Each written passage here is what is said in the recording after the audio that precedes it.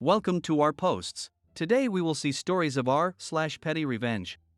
I planted bamboo that overrun my neighbor's property over a security light. About 4 years ago, I used to live in a nice homeowners associations in a small town in Texas and enjoyed having only one neighbor over my backyard fence. The plot was about 2 acres and the other side of the backyard butted up to a hay field. The stars were beautiful at night because of virtually no light pollution. Until the neighbor decided to install an incredibly bright security light over their back porch aimed right at my back patio and bedroom windows. I tried to ignore it at first and put shades in the bedroom, but out on the patio it was like having a bright LED headlight in your face all night. I consulted the homeowners associations about adding a privacy addition to my fence to increase its height, and they said no because it's already at the 8 max allowed height. They said there was nothing in the bylaws or whatever about bright lights, so nothing they could do. Diplomacy. So I hated for this to be the thing where we finally had a formal greeting after 3 years of back porch waves, but I walked over and rang the doorbell with $20. I politely explained how the light was causing the aforementioned nuisance and asked if there was any way I could convince him to point the light down or in a different direction, and even offered to buy him a case of beer, the $20, out of goodwill, and even a new motion sensing light. He seemed nice and agreed to point it down, but after waiting a month, nothing changed. I went back to have another polite conversation and he said he had changed his mind and was going to leave it on every night and leave it pointed as is. Petty revenge. Needless to say, I was a bit upset. Diplomacy failed and started figuring out how to win. If the military taught me anything, there's always ways to adapt and overcome. So I started researching fast-growing plants to create big privacy walls and reading through the homeowners association's bylaws and city and state ordinances about what I could or couldn't plant and if there were any repercussions for encroachment across the property line. I quickly discovered running bamboo, despite being very invasive, would grow super fast to make the neighbor's house and lake disappear from view, and there was nothing on the homeowners association's, state and city books to prevent me from planting it or cause legal recourse if it spread and grew on his side on the fence. Only thing he could do is cut anything that grew on his side of the line.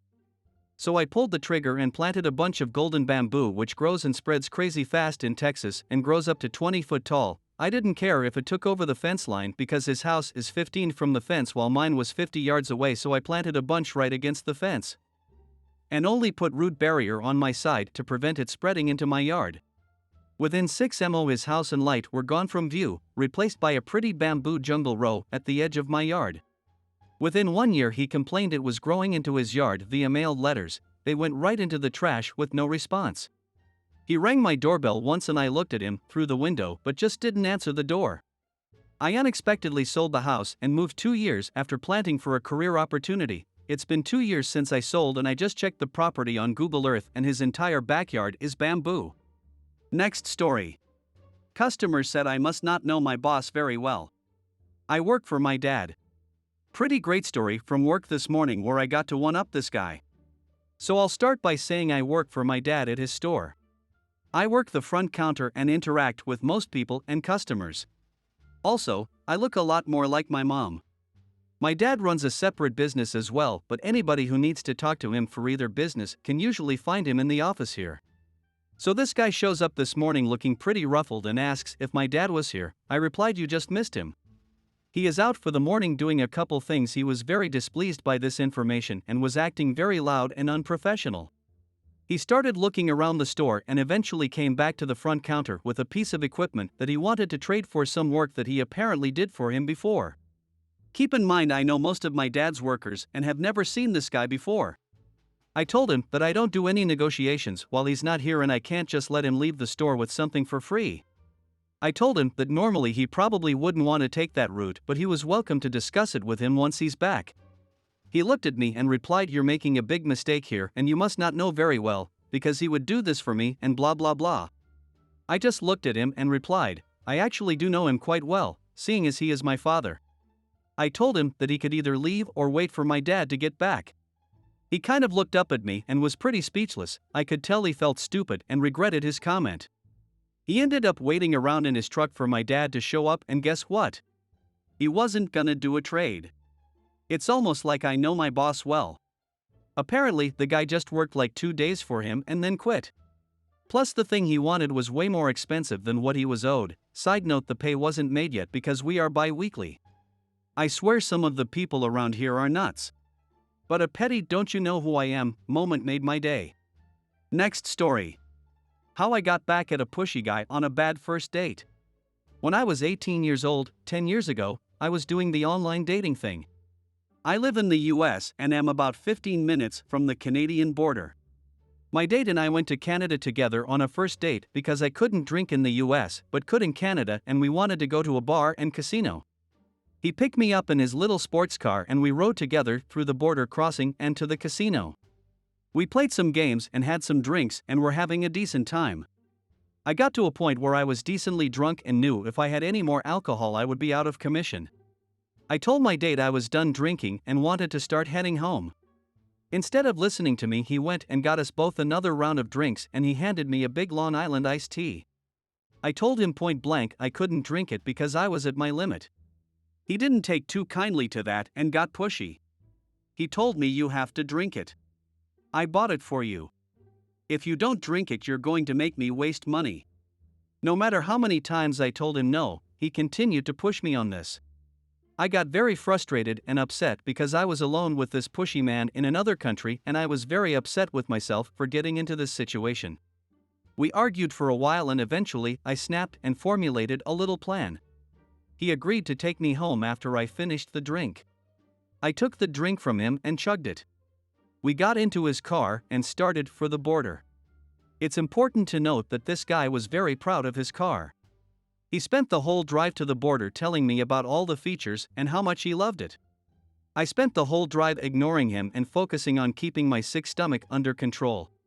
My goal was to make it through the border crossing at least, which was proving pretty difficult. We did eventually make it through the border crossing, and as soon as we made it back to the US, I turned in my seat to look him in the eyes and I told him, "I didn't appreciate how you forced alcohol down my throat after I repeatedly told you no.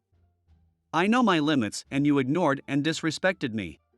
I said I couldn't drink more for a reason. Then, while maintaining direct eye contact with him, I started vomiting in his car. I knew this was coming and specifically oriented myself to cause as much damage as possible.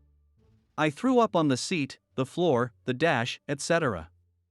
He was freaking out and I just started crying and telling him this was his fault and he could either take me home or let me out of the car now, but I will call the police if he doesn't proceed with one of the two options. He dropped me off at home and I never saw him again. Next story. I forced my bad neighbors into an unwanted move.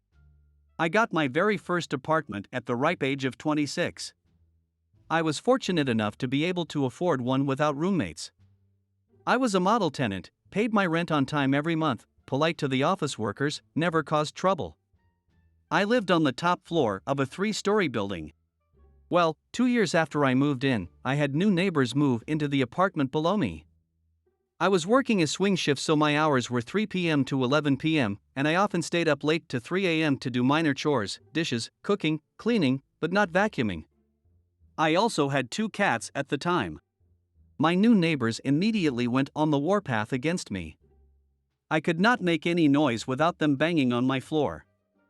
I unloaded my dishwasher at 11 a.m. on a Sunday and they flipped out. They complained to the office about my herd of animals. They sent police to my door at 9 p.m. because I was watching TV at a reasonable volume with the subtitles on. I literally could not make any sound without them complaining. It culminated in one of them pounding on my door for 10 minutes after I dared call the office to express my frustration. So I called the office back. Told them that I did not feel safe in my apartment due to my neighbor's actions, legal grounds for me to break my lease. But then I dropped my bombshell. My neighbors had 4 people in a 1-bedroom apartment that had a 2-person max capacity. Apartment management told my neighbors they had to move into a more expensive 2-bedroom apartment or their lease would be terminated. They moved to the larger apartment on the other side of the complex. My new neighbors were great.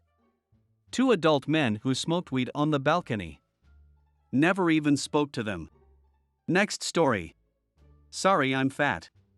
Have 2 stories today that have me feeling low yet victorious. I have birthed 2 large babies, my first in 2018, almost 8 pounds, and my second in 2020, almost 9 pounds. Add in COVID, my oldest, who was adopted, and a foster kiddo for a while. Needless to say, I've had trouble losing weight and reducing my mom pooch. But I've been working on it pretty hard the past few months, and I'm now noticing that a lot of my clothes are getting looser. I decided to reward myself by getting some new clothes that fit better. At one store, I was simply looking at some clothes when I overheard a guy say, "Man, why do people look at skimpy clothes when they clearly don't have the body for it?" I suddenly sneak a peek and I see him giving angry looks at me. I'm the only other person in this section other than, I'm assuming, his wife. Now, not trying to body shame, but this guy had no room to be talking. He was over here looking like Winnie the Pooh with several inches of his massive stomach on display. I sweetly turned to him and said, "I popped out 2 big babies, what's your stomach's excuse?" His wife just about died laughing as this guy turned purple. Later, at another store trying on some dresses. It's one of those stores where they have a mirror in the dressing room, but have the better multi-sided mirror and better light outside of the dressing room. I popped out to check myself in the better mirror when a woman came over excitedly and said, "Oh, congrats on the baby." I was obviously not thrilled because it is a bit of a sore spot with me that I do still look pregnant after all this time. But instead I just said thanks. She was born in 2020. The woman's face fell and she scampered off. Moral of the stories: keep your mouth shut about other people's bodies. Next story. I got the kid permanently, you go the car. Temporarily. I'll make it short. GF gets pregnant. Do the right thing and stick by her. We have the kid. She starts going out all the time and we'd occasionally get calls at the house by guys looking for her. I knew she was cheating but didn't really care. I was just there to make sure the kid was well taken care of. Get a new job out of state and hoping that being there away from her bar friends will make us closer. Nope. She finds a new boyfriend quick. Tries to hide it but she sucks at lying and hiding things. Again. No care from me. By now my kid and I are very bonded, and even at 18 months it's obvious he doesn't much care for her either. Came home from a trip. Can't find my kid. Walk into my bedroom and there she and her boyfriend are having a nice little romp. Now this was in the days before cell phones and we lived on the 3rd floor, so there was no escaping the bedroom without coming through the living room, so I just said, "When you two are done I'll be in the living room," and walked out. 3 hours and a lot of whispering later they emerge. Walk the guy to the parking lot and explain to him I'm not mad at him, but be decent and don't F in my house anymore and stay out of my beer. Go back upstairs, tell her to go get my son.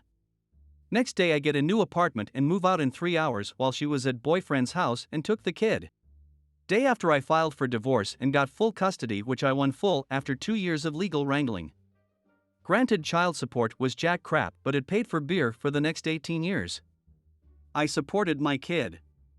I never raised it on her because I'm a decent guy, but it was fun rubbing it in her face when she got out of line that I spent it on frivolous stuff for myself and bought him all of his clothes, toys, food, etc., out of my own pocket. It always made her fume for a few days.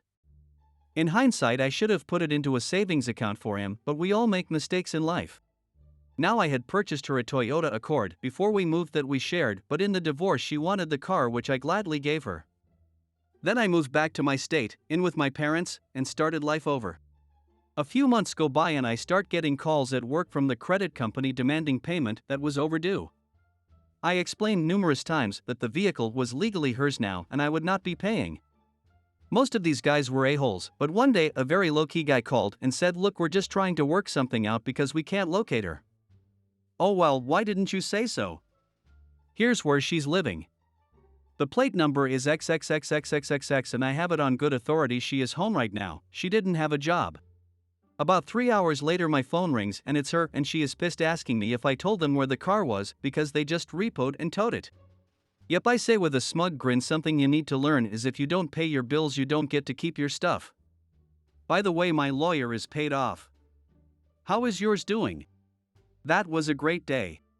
I hope you guys liked this video. If you did, make sure like, comment, share and subscribe the channel or posts.